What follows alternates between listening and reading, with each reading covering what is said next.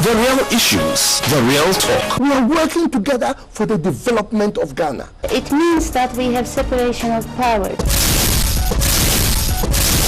Already we're talking about moving from what? A deficit of some 9% to 6.5%. The critical challenge that faces every leader in the world today is the issue of creating jobs. We will put at least 1 million people to work. Ghana, after 16 years, has a public structure that is not responsive. Join me, Moomen, Moomen tonight from Monday to Friday, 8:15 p.m. to 9:15 p.m. on GBC 24. Hello and welcome. This is Moomen Tonight, and we are here on GBC 24. Tonight we'll bring you an exclusive interview with one of Ghana's most celebrated business personalities. He recently won the overall Best Entrepreneur for the year 2017 at the Ghana Entrepreneurs and Corporates Awards 2018. And before then, he had also won several other awards in business, especially the 2017 edition of the exclusive Men of the Year Africa Award 2017. He won a recognition award on that occasion. He's also been awarded by many institutions, including GIMPA and many other institutions. He recently was enskinned a chief in the northern region. He was a chief in Tamale, specifically speaking. We are here in the office of the chairman of the McDan group of companies, Dr. Daniel Macaulay. Thank you very much, sir, for accepting us into your office. It's exciting. I like the ambience. Thank you. Very exciting to be here. And you know, one of the most natural question that comes to mind speaking to you today is the chieftaincy angle. And I'm just wondering, I know you to be a Ghana, and in reading about you, I know you're from La. Yeah. But you're a chief in Tamale. Yeah. How is that? I don't know, but the people of Tamale love me. And it is my desire to go through the whole of the country. But those who have really accepted and had led the way for me to be their chief is the people of Dagbon. And so now I'm a very big king in the north. You're a development chief? Well, they said in the history of Dagbon, I'm the second person in the history who took his collar the same day and his skin the same day. Oh, wow. So I'm a very privileged person just to be chief of Dagbon. And tell me, because of course you have your own biological, traditional background, how did your own people receive this honor done you by the people of Tamale? One thing really amazed me. Don't forget, I'm also the chief of Adan. I'm also the chief of Adan traditional area. So the whole country, I happen to be double chief. I'm the chief of the north and the chief of the south. So I call myself the kings of kings.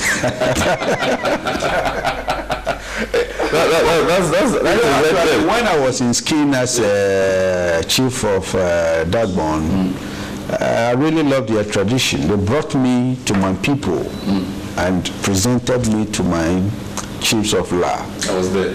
Yeah, thank you. Just for the respect of it. It was a beautiful ceremony, seeing two traditions merge at a point. It was lovely, and it tells you that we are all one people. But tell me, you are chairman of McDan group of companies. Your shipping company alone is so large that it would take a whole day to attend to issues of that shipping company alone. But you have other subsidiaries and so on. I'm just wondering, so how do you live your life as a private person?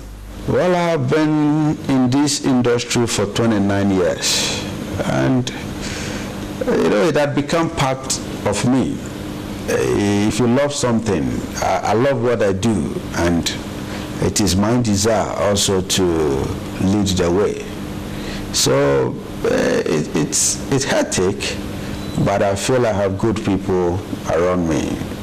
I built my empire on people, with people. So the people, my staff, my managers, I happen to be a very lucky person who tread in the path of righteousness. So I always have some good people around me. So, but mainly the question I am just asking is, do you have time to attend to your own private life, your family? Because you come to the office and there are meetings upon meetings upon meetings. You probably close late. Do you have a private life? Yes, I do. Saturdays I spend time with my kids. I try once in a while go home early to help them with their homework.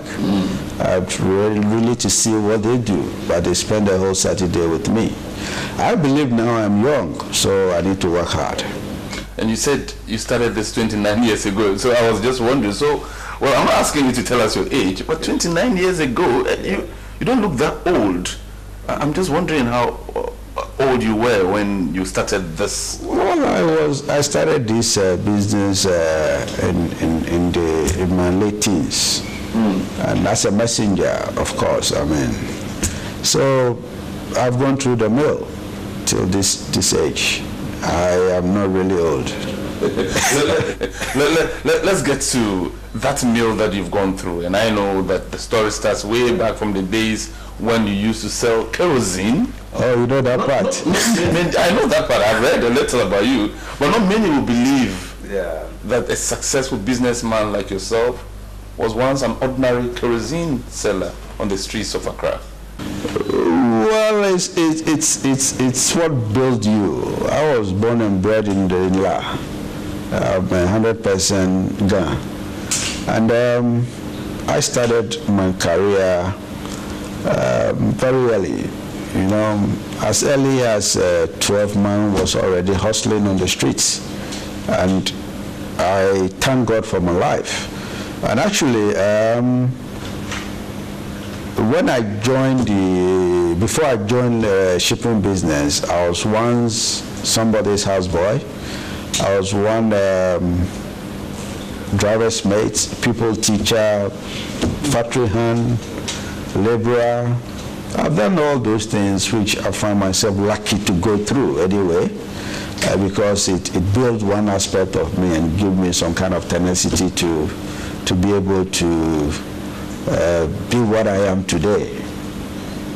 And you know, when you talk about the journey, you've just summarized it so easily that people will think that, well, I can just jump from being a kerosene seller to becoming the chairman of a successful group of companies.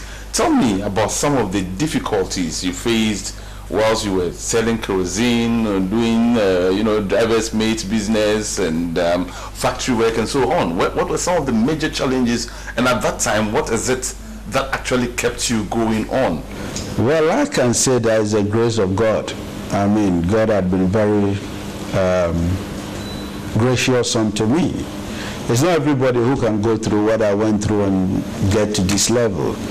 The challenges are many, but everybody and how you are built. When I was young, I was disciplined.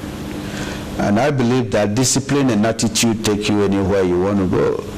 So for me, when you talk about challenges, every challenge I faced when I was young, I see it as a blessing. And another journalist asked me my regrets in life. And I told the person I don't have any regrets, and which is true. I mean, every failure in my life happens to be a blessing to me because it helps me into the next challenge. And when I see that circumstance, I have a better knowledge about it, so it helped me to scale through and make me a better person. When you tell us, I'm just trying to get the picture so we can relate very well. So you were once a driver's mate? Yes, I was. I was a driver's mate, Accra, Medina, Accra.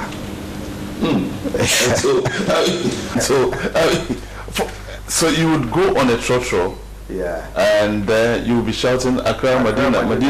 You did that? Yeah, that time old road. There wasn't anything like new road. Yeah, I mean, it was fun also. In those days, you did that to survive. Yeah. Interesting. But tell me, so today you are where you are. Yeah. And when you look back, already you've talked about regrets, but when you look back, what are some of the things that you wish you had done differently? Well, this is a very difficult question, but I look back. What I would have done differently is to bring a lot of my friends to my circles. I believe in life that it doesn't pay to grow alone. You have to build the next world with others. For me, I easily gave up on a lot of friendship and people who don't really told my path.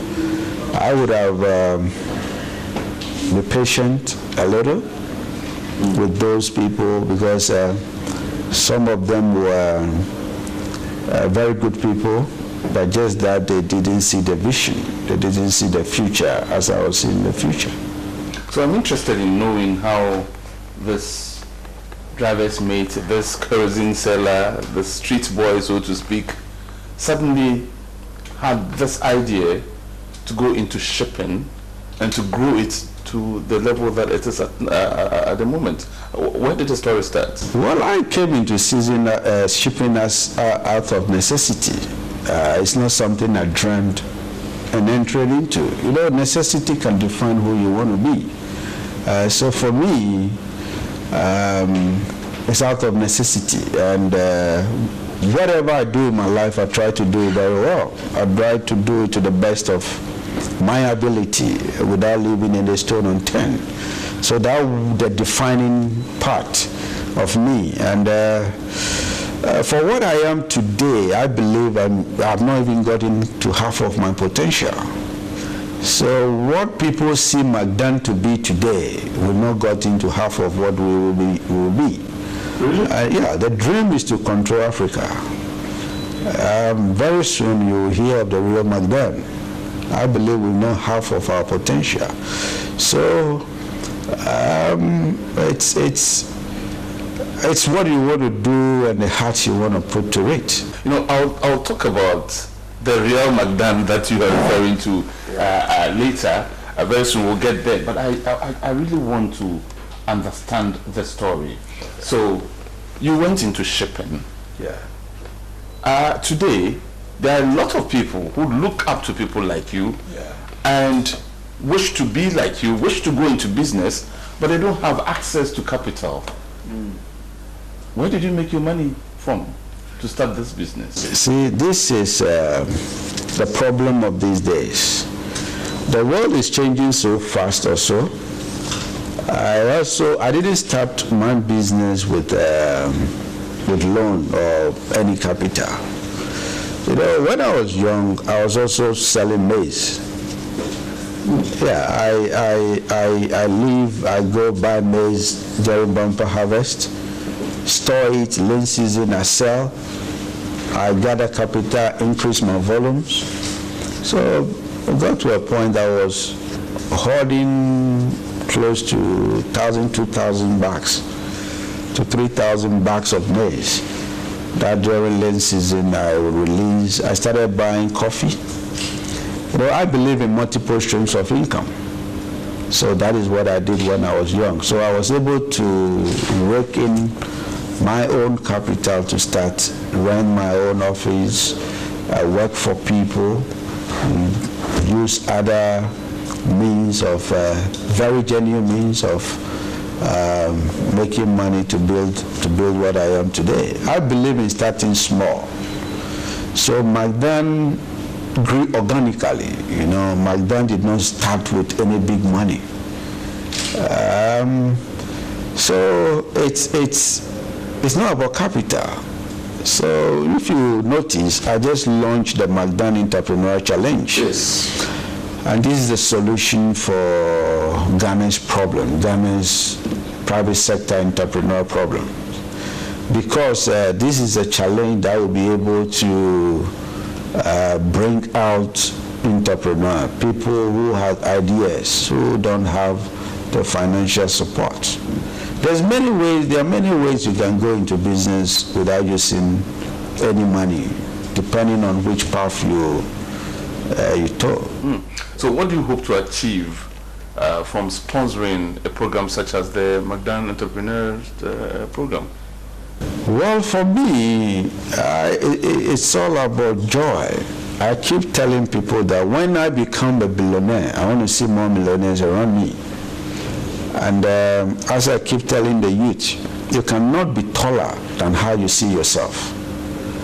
It's sad that you can dream to be taller, but you don't see yourself to be tall. There's no way you can be taller than how you see yourself. So I keep telling the young men of today that patience, consistency. You can also never be a billionaire or millionaire if you are not disciplined, if you are not consistent, if you don't have the right attitude and making money. So focus. So I'm doing this not for myself. I'm doing it for the youth of the country. At the end of the day, it's not how much money Mr. Macaulay had made, but how many people have been able to help along the way, how many people have been able to bring along with me on my path of what? Which of the two stories will be told better? That is why you see me always helping and advocating for the youth, doing social responsibilities all around the country. It's not about me. It's about people. I'll come to the corporate social responsibility projects that you have embarked on over the years, but I'm just a bit curious because looking at the story, you're hustling. You started at age 12. A teenager who went through a lot of, hustling and bustling, trotro mates and all that. At what point did you have education? Because I believe that without proper education, you couldn't have built this empire. Well, I went back to school after I've made my first $1 million. I made my first $1 million at the age of 28 years, and money did not really slow me down. I went back to the classroom and I took my first degree. I went on to take my second degree. I dropped out of school for a very long time. I qualified for Legon, but I cannot go to school because who take care of me? I had to be able to go out there to take care of myself. I don't really believe in asking. I believe in working. I believe in breaking my back before I get my bread. So that is what I tell the youth. Interesting that you made your first $1 million whilst you were barely 28 years old. Yeah. And at that time, you didn't even have a university education. What it tells me then is that you had this acumen even without education at the highest level. What inspired you then to go back to school when you could have built on your $1 million to get 2 million, 3 million, and so on? Well, I never stopped schooling. I read a lot, right? I still read. If you go to my house, you can see my office full of books. I believe in knowledge. Knowledge is power, and the McDan story, I want the McDan story to be a powerful story that inspires people. I want the McDan story, when the McDan story is told, it should be a story without flaws. It should be a story that should encourage everybody that, look, you can be anything you want to be if you put your mind and heart to it. Don't let anything slow you down. And this is our continent, this is Africa, and this is Ghana. I mean, the opportunities are there. So I went back to school, and it wasn't easy. Can you imagine having millions of dollars in your bank account and you can subject yourself to quiz, rush to school. I remember those days I have to rush and buy a motorbike because the traffic was too hectic. So I have to go through traffic. So I had to rush from work to school on a motorbike. And you get to the place and you see lecturers subjecting you. You know, it's been, I saw that as patience, you know. It wasn't. Maybe I'm saying it so light, but it was. I can imagine at the time, did anybody see any signs on you that showed that this man, I mean, $1 million even at the time was a lot of money. Yeah. Did you show signs of wealth around you even whilst you went back to school? And if you did, how did your other mates or even your lecturers perceive you at the time? Well, what is money? You know, what is worth? I mean, you cannot, humility is the key. I would not say I am humble, but let people say it. In life, you don't need to command respect. You earn it. Respect is not commanded. I cannot walk through my offices and impose who I am on my workers or everybody around me because I claim to be rich or I'm above everybody. What defines you is your humility, and let people tell you you are humble.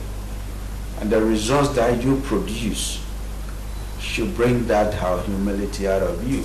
I believe that when you get to a certain level in life where you have influence, you rather serve. So you have to serve. So that is what I did. Did you go back to school because at the time probably you didn't want to employ people who would be your workers but have the tendency to look down on you, perhaps because your level of education was lower than theirs? Is that the main motivation? No, not really at all. Well, if it had to do with my work and people around me, I don't need education. I don't believe education is what defining my prosperity. It's the attitude. What defines your prosperity is the attitude. Because I believe in what creation, 70% of your attitude is what brings you wealth. 25% comes out of skills. 5% is knowledge. So you tell me, do I need to go to school to be rich? No. I went to school to challenge my kids. I went to school to challenge people around me. I went to school to challenge the youth that education is important. I went to school to fulfill that vacuum and my ascending, let me call it, to the throne. I went to school to fill that vacuum. So these are the reasons why I went to school, but I didn't go to school because it had to influence what comes into it. And talking about your children, how you want to challenge them, your own story is one that, when you look into it, you will not necessarily describe it as an easy childhood for yourself. Yeah. And you say that when you look back, you don't regret anything that happened in your past because it all culminated in who you have become today. Today you're a successful businessman. Are you giving your children excessive comfort? Well, that would be very sad for me to see my children having excessive. If you come to my home, they clean the house. They are ordinary children, and luckily they are very disciplined kids, and I find myself lucky to have disciplined kids. I hope they grow up to be disciplined. And you see, I believe that there is no way on this planet you should be bigger than your children. I always say that anybody who see himself or want to be bigger than his children is a failure. When you have kids, your kids supposed to be bigger than you. That is what I aspire to see in my kids. If I have been able to conquer 10,000, my kids should be able to conquer 20,000. That will give me some kind of joy that yes, I have fulfilled my gospel commission. When you meet other persons who are into business and trying to, build empires of, entrepreneurship and so on, one of the main challenges they tell you about is the fact that, look, even before you start spending your capital on the business, so much family pressure, financial demands from friends and extended family gets to you so much so that sometimes you're unable to proceed with the implementation of those wonderful ideas. You come from a background that I know family does not constitute mother, father, and children. Family, refers to a lot more than just mother, father, and children. Did you have any pressure from family growing up and during the process of establishing your business? Well, in my case, what can I say? Because I grew up out of 10 siblings. And yet where I grew up, you are on your own. And you're number what? I'm number 8. 8 of 10? 8 of 10. Wow. Instead, I'm number 8 of 10, and you have to be on your own. And no, really, the family wasn't the thing. The thing was discipline. We were very disciplined when we were young. We respect the elderly. We serve. I serve my siblings. I serve whoever was around me. So I didn't have any pressure from family. Right. And if you just joined us, we're having a conversation with the winner of the overall Best Entrepreneur of the Year 2017 at the Ghana Entrepreneurs and Corporates Awards 2018, Dr. Daniel Macaulay. We'll be right back after this short break. And when we come back, I'm going to ask him specifically what his opinion is on the business environment in Ghana, given that governments have been talking about creating that enabling environment for businesses. That and more when we return from this break. Thanks for joining us. We bring you the real stories.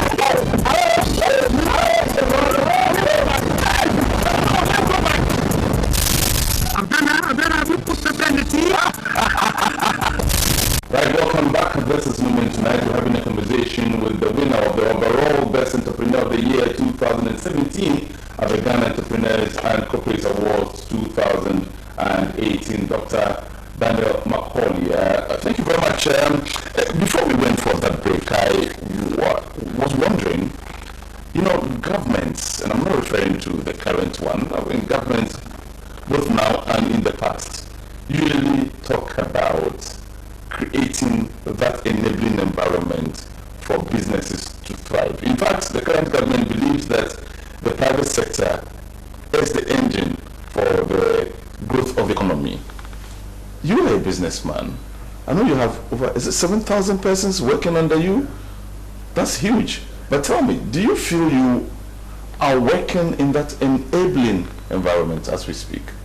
This new government have some wonderful projects which I believe they want to implement, and I believe if they does it will be a breakthrough. The environment, yes, from time immemorial, Ghana have been an enabling environment for business. If foreign businesses are doing very well here, you can never say it's not an enabling. But it's about time we look at doing business in Ghana.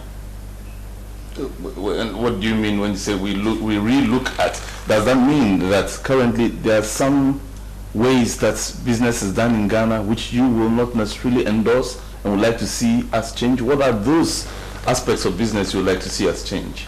Well, for me, if government really want to build the private sector, and I believe that would be any government breakthrough, because the private sector is actually the engine of growth. Make the environment quite clean. The playing field should be quite equal. Looking at the banking sector, I mean, no bank give loan for free. Looking at the requirement, looking at the interest rates, inflation is hitting single digits now. Dollar is no more moving. This is the time to do business. But if you look at the other side, do we need to compete with foreign companies who are picking loans at the rate of 2% and 1%? Where? In Ghana or in their home country? In their home country. So they take a loan in their home countries and come to invest in Ghana. Exactly. And in your case, what happens? Just imagine, let me give you a simple scenario. Just imagine I have over 200 trucks on the street. I took my loan to buy my truck at a rate of 29-30%. At times it goes as high as 32%.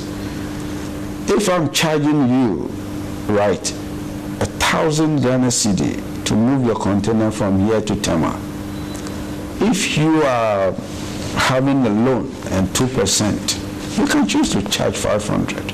Already, I've been an indigenous business, I'm already out of business. It's as simple as that. Yeah. Because you have to charge more Cost of finance in order to pay back the loan. I have to charge more in order As against the foreigner who is paying just about 2%, who can charge far lower and still be able to pay back. Yes. I'm already out of business. I don't want to go too high. This is what we're going through right now in this country. So certain businesses, if you look at the inequalities in the financial sector, certain businesses have to be indigenous businesses. Certain business, if you cross the borders to Nigeria right here, local content is Ghanaian on. Almost everything is a Nigerian. But again, we sign on to all sort of international trade agreements. We have the EPA, we have the WTO. No, this is different. Your internal laws are your internal laws, and I believe that you need to build your own capacity. You know, it's about time we look at the laws and build billionaires that can employ, that can change this country. You know, you look at somebody like Dangote, right? He's a Nigerian baby. He's a Nigerian darling boy. Was built by Obasanjo, and this is the man who is controlling wealth of Nigeria and Africa, and he has employed thousands of millions of people across Nigeria. Do you hope to become, quote and unquote, a Dangote of Ghana? Well, maybe bigger. You know, it's about doing the right thing, the right philosophy, getting into the right. No, but you're paying loans at 32%, and I'm yet to come to the political influences that are perceived, you know, to affect businesses in Ghana and the rest of them. How are you going to do that? You can't do that whilst in Ghana. These are not my words. These are words of several other business people I have spoken with, that you cannot become a billionaire doing business in Ghana. Well, things are changing, and things are changing real fast. You can easily be, and now we have a listening government. We have a very good finance minister. We have some, you know, leadership has been our problem in the past. Leadership, and I say this anywhere I go. If we have the right leaders, we'll be able to change things. And for one, we have a president who listens. We have a president with a lot of experience. We have a president who can say, this is wrong, even if my presidency is what I'm going to lose. I'm ready to stick by it. You heard him when he was talking about the Galamsey. Yeah. How many presidents in Africa can boldly say that? Well, are you politically affiliated? Well, I'm a Ghanaian, and I'm a businessman, and I'm a political animal. every human being supposed to have a political, what do I call it, instincts towards how things are done. I follow policies. I don't follow political parties. So you don't have a political party that you support? No, I mean, if you bring out the good policy, I'm with you.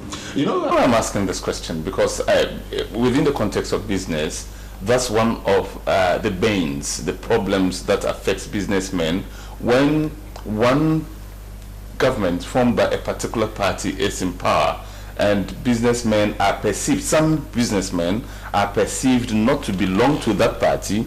They don't win contracts, they're frustrated because it is again perceived that when they become successful, they'll use their cash to sponsor opponents of the ruling party at any point in time. Is this a reality? Well, for me, this is not about Ghana, it's everywhere in the world. But some countries have gone past that level. When you're building a businessman, you're building a businessman because he's a Ghanaian. What businesses have to look out to, businessmen like my type have to look at is that integrity level. You know, we got to somewhere in this country, I term it that intellectual integrity. You know, you see some businessmen who know that this is wrong, but they're defending it. How do you want this country to go? How do you want your next world to be? Well, as I said, I follow policies. I really support politicians who speak my language. I support politicians who speak my business language. I mean, we will get there. You know, we'll go past that level. So as an individual, you alone have so far employed more than 7,000 people. You should know something about employment. Currently, one of the major problems faced by all our governments has to do with the issue of unemployment. What are the basic things that you, given the chance, would advise government to do in order to arrest the issue of unemployment? The government says it's introducing NAPCO to start with. Well, for me, the government should partner with the private sector. That's the key, to partner with the private sector to look at the unemployment, alleviating unemployment, and looking at the education. Government will struggle if they want to take employment in their own hands. And I can tell you, 2, 3, 4 years down the line, you see people hitting the street that they've not been paid for salaries. But if government give the power to the private sector and partner, NAPCO, I think they are partnering with some private sector, and that is the best way to go. Government should take its hands off trying to employ people. They should set up the pace and also support the businesses that can be able to employ more people. They should look at it, give them some kind of privileges, give them some arm's length advantage to be able to employ the people, because the unemployment rate is very, very high. Let's return to McDan and talk about these awards. 2017 overall Best Entrepreneur of the Year. Last year there were numerous of them. For me, when I saw you at GIMPA receiving an award from GIMPA and other such notable organizations, then I said to myself, this is a man who has arrived. Yes, you say you haven't even arrived yet. Tell me, how does it make you feel when you have all these accolades from very reputable organizations? Yeah, last year alone, we won 19 awards. This year, we've picked about 4 already. For me, it humbles me, and it tells me that we're doing something right. Award is just a recognition, but whenever I receive an award, for me it's a burden. It gives me another headache, because it tells me that you are being watched. Your compatriots are watching you. Everybody's watching you. So receiving an award is a burden on my heart. But in a way, it also tells me that this is for you to encourage others looking at the McDan story.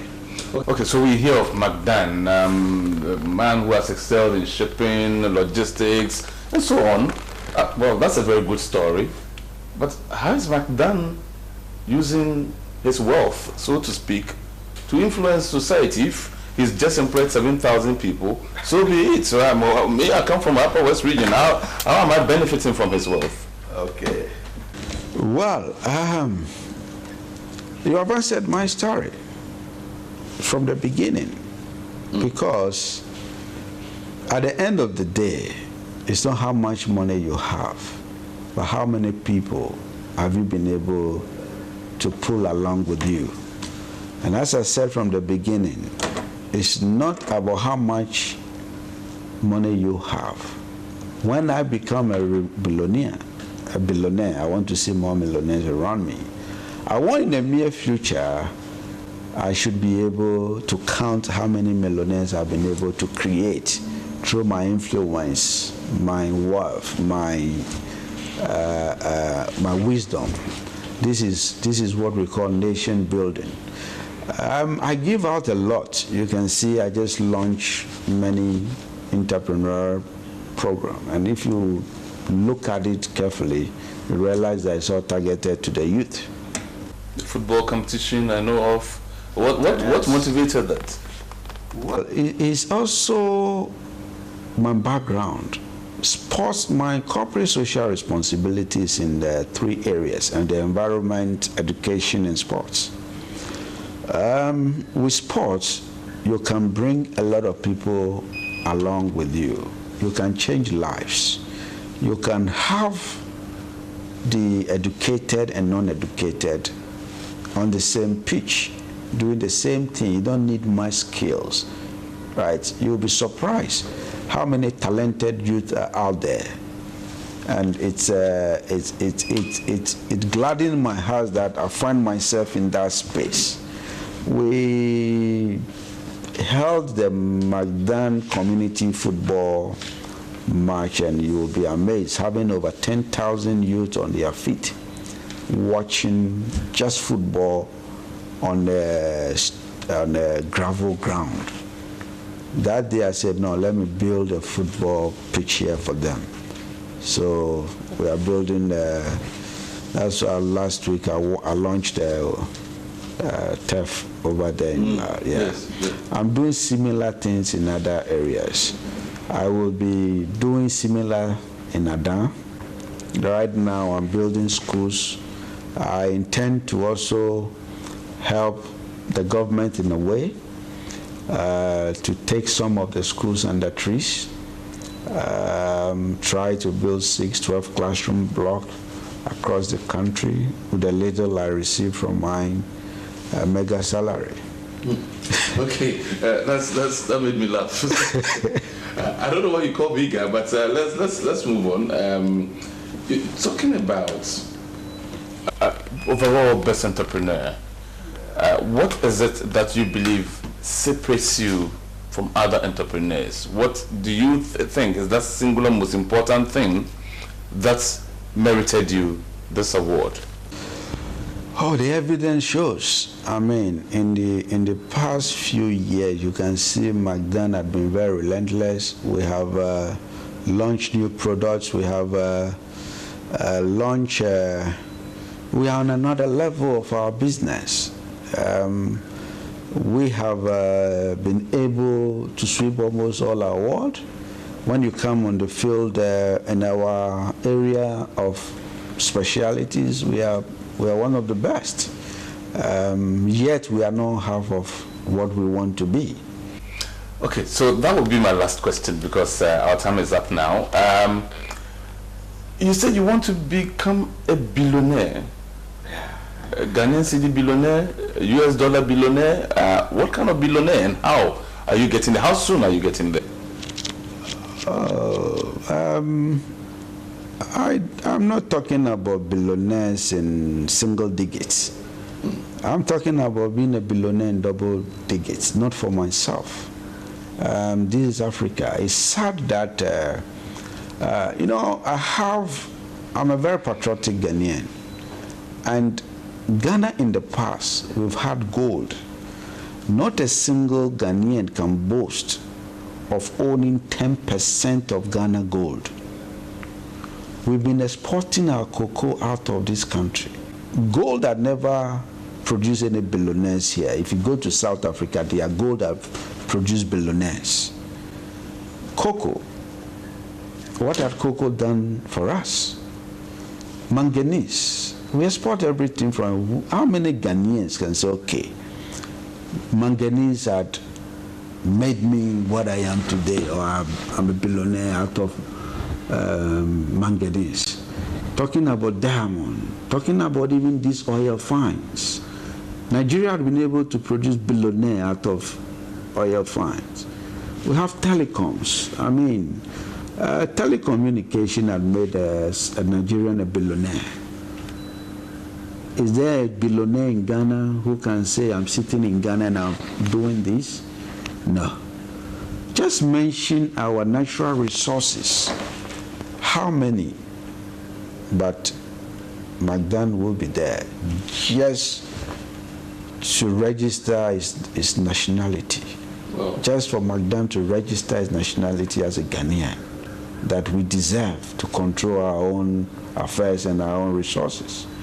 I become passionate when I'm talking about things like this because it's long overdue.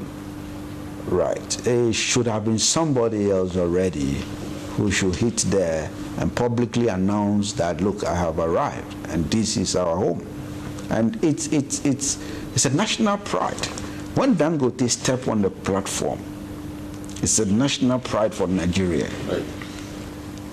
When can we, from all political circles, both NDC, NPP, CPP, PPP, be able to accept one person that this is our national product, that we've been able to produce a billionaire out of our own soil?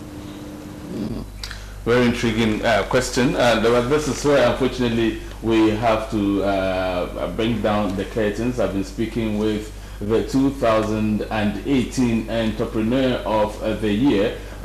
He's won several other awards in the past, the list that we cannot go through, but he's a chief of 2 towns. He's a chief in Adan and also a chief in Tamale. He's the chairman of the McDan group of companies. Thank you very much, sir, for accepting us into your office. And I'm looking forward to the day we'll have to return here to talk about the billionaire. How soon will that be? Very soon. Maybe we're talking about another decade? Another 10 years? That's too far. Wow. So in the next 10 years we'll be back here with another edition of Moomen tonight when we'll be talking to the billionaire. And thank you very much for being a part of the show. We'll see you again tomorrow when we'll bring you another edition of Moomen tonight here on GBC 24. Have a very good evening. Bye-bye. Moomen. Wow. Thank you.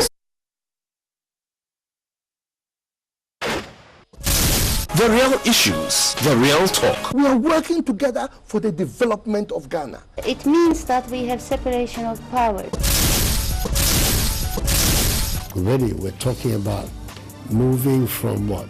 A deficit of some 9% to 6.5%.